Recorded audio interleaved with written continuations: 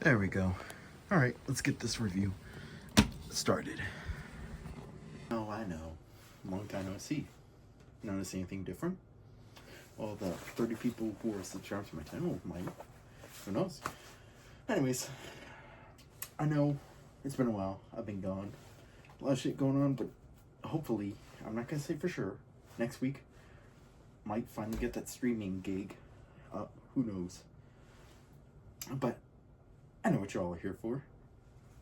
Time to talk about this beauty right here. Oh, what the hell is that? The Threezero T-45 Hot Rod Shark Power Armor. Like, oh, isn't this a grail right here?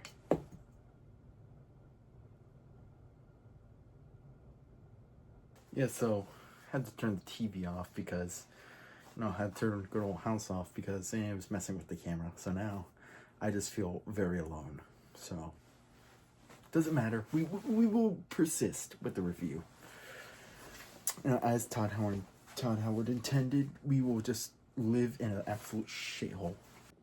So let's just get right into it. So this is the T-45. As you know, this was the first power armor deployed during the Battle of Anchorage, where the Chinese tried to invade Alaska. Now, unfortunately, we're not there yet, so we don't have anything like this in the real world. But as we can see, it's very faithful to the next closest thing, the in-game model. And if you don't know, this little part, you turn that, and a little fusion core pops out. Ain't that something? I think it's really cool. Very nice attention to detail.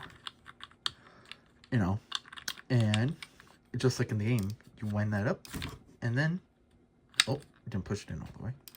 Yep, you just wind that up, and it won't really come out. You also gotta twist it a little. Honestly, not gonna slam it like in the game. Now, the design, I say it's just like straight up 1-to-1. Like you can move the little aiming piece right there up and down. You can move these tubes. Each of these pieces like come off like so. The shoulders are magnetic, and when it comes out of the box, it is like entirely just the power armor frame itself with the little guy head. Now, I'm not gonna take it apart because I don't hate myself that much. It is a bitch and a half to get through, I will say that, but I mean, when you get it all together, it looks fantastic. Now, as for the articulation, I am not most 6-scale reviewers, meaning I'm not an absolute cuck. So meaning I'm going to give you the articulation is pretty good for a figure of this size.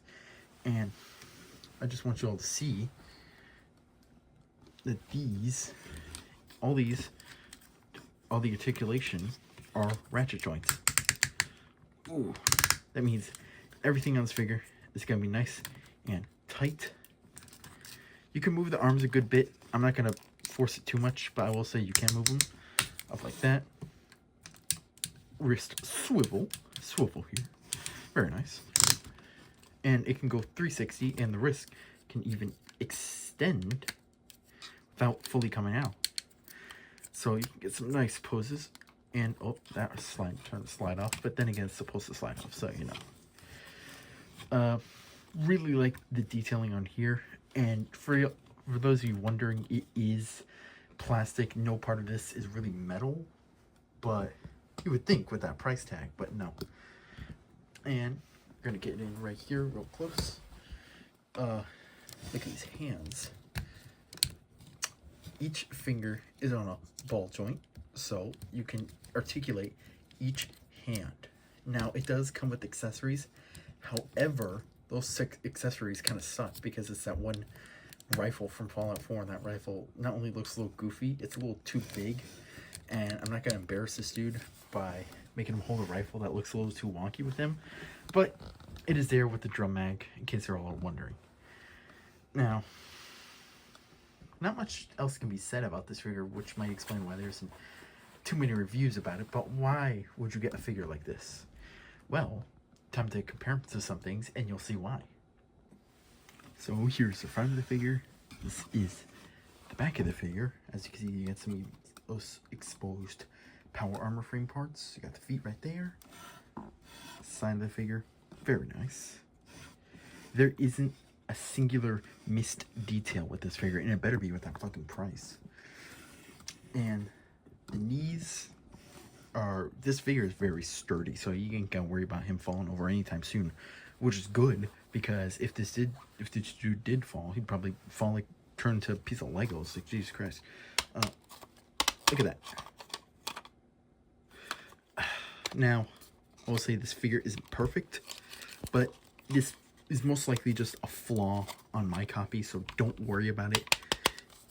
Every copy is unique, meaning it also comes with its own unique problems. Mine is this piece kind of is a little too loose for my liking, but that is just fine because there's not many instances where it's going to come loose or anything like that, and it stays in pretty well when I put it in, and it's not too hard to put back in either. So overall, not the biggest problem. It's just kind of annoying. But then again, that's like the only problem with this figure that I have. Okay, let's test the other knee, shall we? Very nice. In fact, I might be able to get him. Nope, that's as far as it will go. He can't take a knee. But then again, it's literally power armor. So in the game itself and in the lore, especially with the T-45, the earliest model, mobility, agility is not the power armor's strong suit. But would it be cool? Yes. Would it make sense? No. You know what? That's okay with me. But yeah, especially this design, I love, right here, you can, let's get up real close. I love the weathering detail, and it's a combination of like cleanliness and weathering along with the decal. It just makes for a great, you know, design, color, aesthetics, everything really. You can also see he has an arm swivel. He even has a thigh swivel. Not much of one, but it still is there. Arm swivel's a whole lot better. And so just to show you how massive this figure is, you got the Threezero Isaac Clarke, which another grail in my collection. I absolutely love that thing. He's your average 1/6 scale figure, and this is literally them like side by side. He is like a whole head and shoulders over him, which is to be expected. He's in power armor. And then to give you a bit more reference for other figures, you got Figma Isaac Clarke, your average 6 scale figure, maybe even 7 inches, or not 6 scale, 1/12 scale. I'm a dumbass. Your average Chogokin figure, that right there is Chogokin Drossel, very nice. And then you got your average like maybe 4 or 5 inch figure with the Furin down there. Now, as you can see, this dude is easily one of the biggest guys in my collection, and I wouldn't have it any other way. I mean, that's the point. It's power armor. It's supposed to be big, strong, and like industrious. I think they were able to capture that beautifully. Yeah, so all in all, this figure is awesome, and I love it a whole lot. I really don't have much to complain about. But if I had to, besides that one little loose piece that I could probably easily fix, it would be the price. It is, oh god. These prices are insane, and I refuse to, you know, pay the aftermarket prices, because the aftermarket prices are even worse. But it's one of those things where it's like, there's nothing else like it, so it's at that point, it's just they name their own price. However, do I regret buying this guy? Not at all. Not at all. I don't regret it at all. I saved up to get him, and despite these prices, I might even well get some more. There was one I was actually looking at. They had that Tricentennial Extra one. That one does look pretty cool. But the one I'm thinking I might get next is that Nuka-Cola T-51. That one looked real nice. What's on?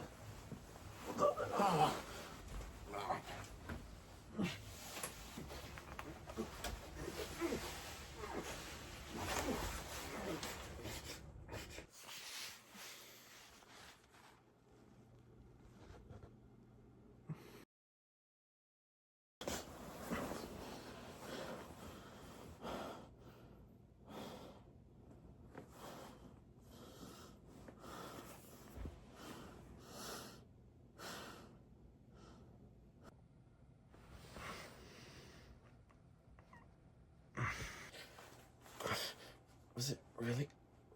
Wait. Worth it.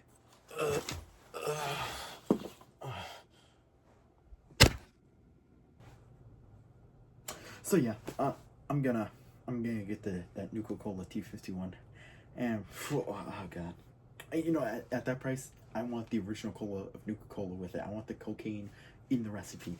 God damn it. So yeah, that's about it.